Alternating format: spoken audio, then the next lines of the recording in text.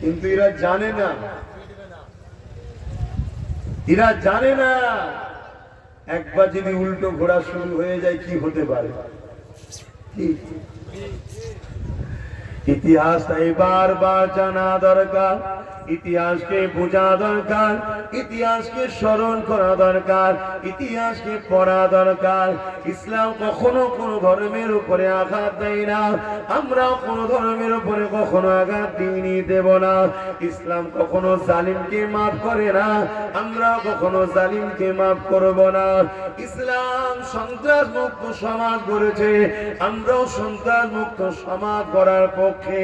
এ যুবকেরা, তরুণেরা, ওই সময় মুসাইলামাতুল কাজ্জাব সে চোখে ইশারা করে দিল তার সৈন্যদেরকে, আচমকা সাহাবা হুজুরদের উপরে এমন করে হামলা করে দিল। এই আচমকা হামলা করে দেওয়ার দরুন কিছু সাহাবা হুজুররা শহীদ হয়ে গেলেন।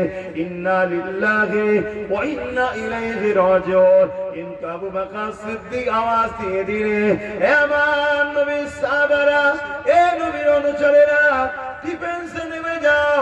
মুসাইলামাতুল কাজ্জাব যখন লড়াইটাকে পছন্দ করে নিয়েছে, জুলুম থেকে না ফিরে, সাহাবা তোমরা ডিফেন্সে নেমে যাও। সাহাবা ভাইরা ডিফেন্সে নেমে গেল।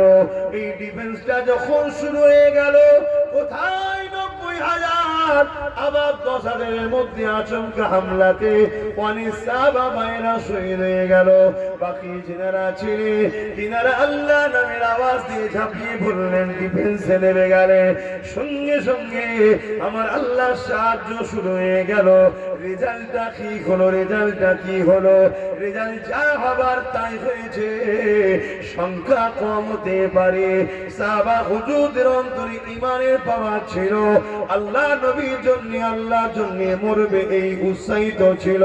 এই কুরবানিটা তাদের দিলের মধ্যে ছিল, মরণের ভয় তাদের কাছে ছিল না।